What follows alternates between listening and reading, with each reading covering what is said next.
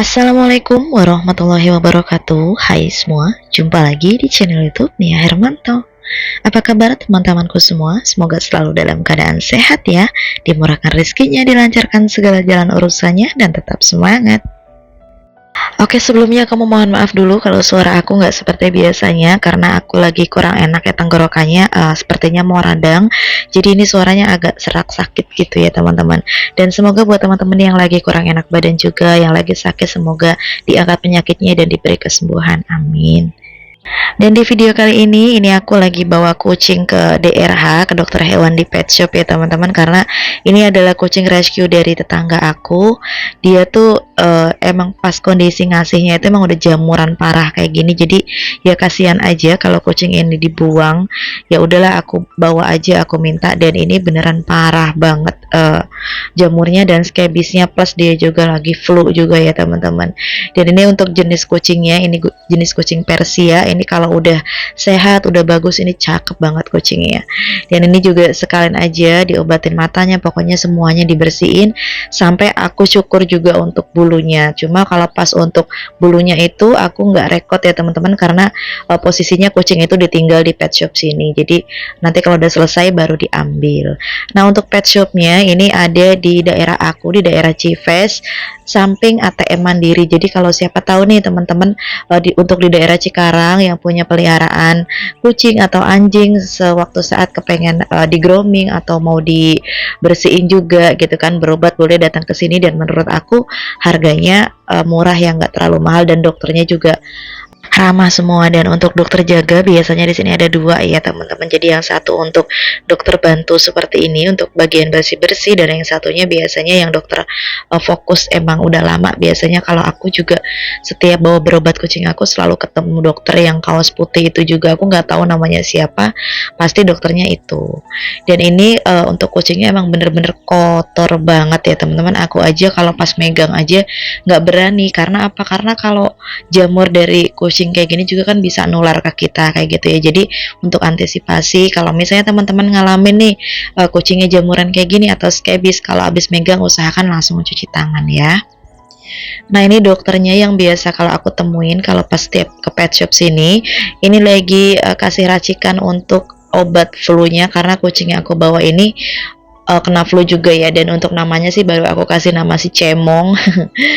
Dan ini berhubung aku bilang, dok aku mau sekalian bikin video ya untuk konten, dan alhamdulillah diizinin, malah aku diperbolehkan ikut masuk ke dalam labnya. Dan di dalam lab itu gunanya untuk apa? Jadi nanti aku bakal dikasih lihat kotoran yang dari telinga kucing itu, karena dari kotoran-kotoran itu mengandung banyak tungau telinga. Aku juga tahu sih sebenarnya tungau telinga itu apa gitu kan, pasti itu banyak kutu-kutunya, tapi aku baru kali ini ngeliat kutunya tuh kayak gitu, padahal dari kotoran doang. Secara kalau dilihat dengan mata telanjang itu nggak bakalan kelihatan, tapi kalau pakai mikroskop seperti ini beneran ini kelihatan banget. Dan ini hanya sebagian aja yang aku lihat ya teman-teman, belum di zoom semua. Kalau di zoom semua ini kutunya banyak banget, ratusan, dan aku geli banget sih ngeliatnya. Nah, ini udah selesai disuntik, udah selesai dibersihin juga, dan ini mau ditinggal sama aku karena mau dicukur untuk bulunya, mau dihabisin kayak gitu. Next, ini aku lanjut ke esokan harinya ya teman-teman videonya. Dan karena badan aku lagi nggak enak banget, di sini aku mau bikin makanan yang agak lunak gitu ya, karena aku buat nelen nasi itu masih agak nggak enak banget tenggorokannya. Dan hari ini karena tenggorokan aku masih susah buat nelen makan nasinya, dan aku juga males banget keluar, aku di sini mau bikin bubur aja. Dan untuk pembuatan bubur di sini aku pakai beras seperti yang biasa aku konsumsi sehari-hari. Aku di sini pakai beras cap ikan koki hoki. Ini beras premium tapi harga merakyat. Kenapa merakyat, Mbak Niat? Kita bisa dapat beras premium dengan harga yang murah meriah banget. Dan misalnya teman-teman penasaran kepengen nyobain juga beras yang aku konsumsi ini, teman-teman boleh cek link pembeliannya, nanti aku bakal taruh di kolom deskripsi. Aku tuh suka banget sama beras ini. Yang pertama, dia berasnya bersih, nggak ada batunya sama sekali, dan nggak ada gabah-gabahnya. Plus dia tuh bebas pestisida, halal, diproses secara higienis dengan bahan beras pilihan. Jadi teman-teman bisa lihat sendiri, ini dicucinya 2 kali atau 3 kali aja udah bersih banget. Aku suka. Dan ini aku masak nggak banyak-banyak ya teman-teman, aku masak 2 cup aja karena aku mau bikin untuk aku sendiri. Dan kebetulan ini pagi pagi ya aku masaknya, aku mau sekalian buat pagi, siang, sama sore kayak gitu. Dan ini juga nanti dapatnya bakal banyak banget kalau udah matang kayak gitu. Dan ini saat pencucian pertama juga teman-teman bisa lihat kalau ini tuh nggak terlalu kotor. Dan pastiin airnya jangan dibuang ya teman-teman, karena ini bisa buat siram tanaman kita. Ini tuh banyak banget kayak vitaminnya, jadi bagus untuk tanaman. Biar apa? Biar makin subur dan cepat tinggi gitu ya. Dan alhamdulillah pohon mangga di depan rumah aku juga makin hari makin tinggi dan bersemi daun-daun yang masih muda, masih baru kayak gitu, cie. Oke, ini aku cukup aja ya nyucinya sampai 3 kali. Cuma yang ketiga teman-teman bisa lihat ini udah bening, udah bersih, dan udah bagus banget. Dan ini sebelum dimasak, aku mau rendam dulu. Ini rendam sekitaran setengah jam ya teman-teman. Supaya apa? Supaya berasnya itu mekar. Dan nanti pas saat proses pembuatan bubur itu nggak terlalu lama masaknya. Karena apa? Kalau misalnya nggak direndam seperti ini, nanti yang ada lama banget gitu ya untuk matangnya. Oke, kita sambil nunggu berasnya direndam, di sini aku mau prepare untuk bayamnya. Jadi nanti untuk masak buburnya aku mau campur dengan sayur mayur. Kalau dibilang ini kayak makanan bocah ya Mbak, kayak makanan bayi, sebenarnya iya, cuma kalau ini kan aku teksturnya nggak terlalu lembek-lembek banget kayak makanan bayi kayak gitu ya. Dan sebetulnya sih hari ini aku mau buat bubur gurih. Mungkin barangkali teman-teman juga banyak banget yang tahu apa itu bubur gurih. Ya bubur yang dikasih santan kayak gitu dan aku campurin sayur mayur. Berhubung aku nggak ada stok untuk ayam atau ikan, jadi di sini aku pakai sayuran aja. Nah ini juga aku mau tambahin wortel, dan pemakaian wortel juga aku nggak banyak. Aku pakai separuh gini aja ya teman-teman, karena nanti dapatnya juga bakalan banyak banget. Nah ini untuk wortelnya udah agak kering ya teman-teman, karena udah stok lama banget di kulkas. Dan ini mau aku potong-potong jadi dadu dulu, jadi kecil-kecil kayak gitu. Nah gimana nih teman-teman, biasanya kalau proses bikin bubur seperti apa? Kalau aku sih kayak gini aja. Sebenarnya sih bisa ya dimasak di rice cooker kayak gitu, di Magicom bisa. Cuma karena rice cooker aku ada nasinya, dan sayang banget kalau misalnya aku harus keluarin, aku cabut. Lebih baik ya udah aku masak di kompor aja. Toh masaknya juga ini cepet kok kalau berasnya itu direndam dulu. Mau pakai beras apapun, yang penting saat kita masak bubur itu dia direndam dulu ya kalau bisa. Nah untuk bumbunya di sini aku punya 2 siung bawang putih, dan ini bakalan aku potong-potong cincang kayak gitu ya teman-teman. Dan ya udah, ini mau aku kupas terlebih dahulu. Kebetulan aku udah habis stok yang bawang putih kupasnya, jadi ini aku kupas manual aja dulu. Biasanya kan aku kalau udah beli banyak langsung aku kupasin, aku cuci, plus aku taruh di kulkas. Berhubung ini nggak ada, ya udah kita langsung aja. Ini mau aku potong-potong terlebih dahulu, dan ini juga aku tambahin untuk ya daun bawang ya teman-teman. Aku kasih daun bawang sedikit aja supaya ada wangi-wangi sedapnya gitu.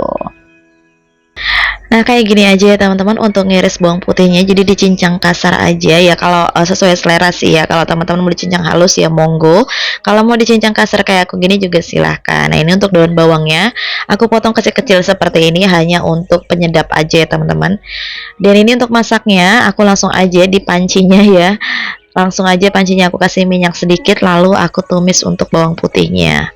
Nah untuk bawang putihnya numisnya jangan pakai api besar ya teman-teman, pakai api kecil aja, karena bawang putih kalau dimasak dipakein wajan kayak gini stainless, dia cepet banget matangnya. Next ini aku bakal tambahin air. Untuk pemakaian air di sini aku pakai sebanyak 1600 ml.